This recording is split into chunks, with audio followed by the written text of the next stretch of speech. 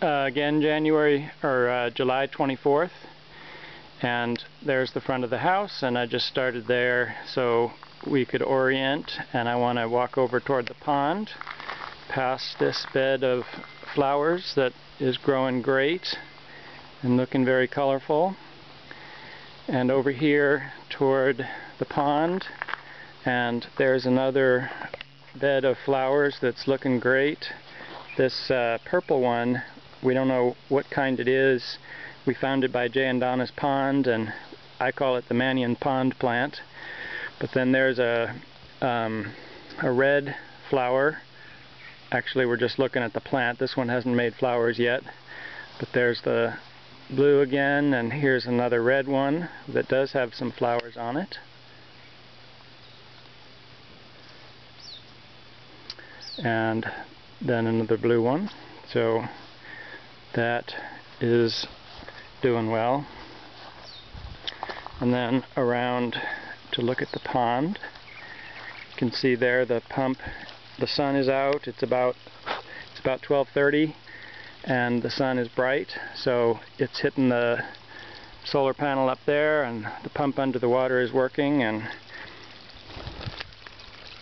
there's the outlet for the tube and putting some oxygen into the water. Pickerel rush,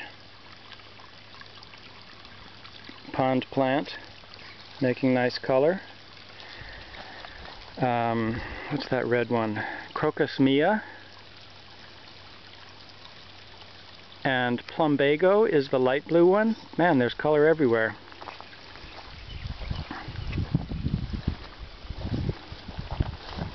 Yeah, this red is, so the red is Crocus Mia.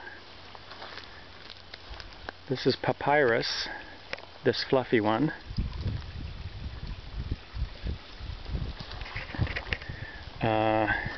And there's the plumbago. It hasn't done as well as some, but I'm pleased to see some color here. What I wanted to show, but let's look at the pond some more, because it's really quite pretty.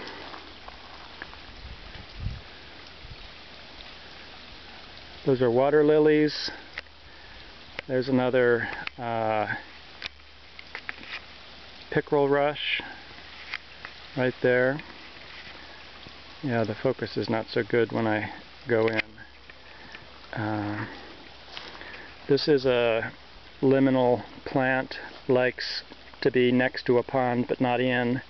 It is a, what is it? It's an edible, it's an herb, whose name escapes me right now. But it's growing well. That little bitty stuff on the surface of the water is a weed, duckweed, and every so often I take my net that's leaning up against a tree over there, and I scoop up a bunch of the duckweed and put it on some plant as fertilizer, and that works pretty well. It's a maintenance task because the weed grows quickly, but it's fertilizer. The cup is half full. And what I wanted to show is the pineapples. So I have two beds of pineapples. There's one, and there's the other. And in fact, there are some pineapples in pots. And the pineapple plant grows like this for a long time with these stiff, spiky leaves. You can bend them, but they snap right back. And at some point in the life of the pineapple, let's go back to the other one and see if we can find a fairly young pineapple.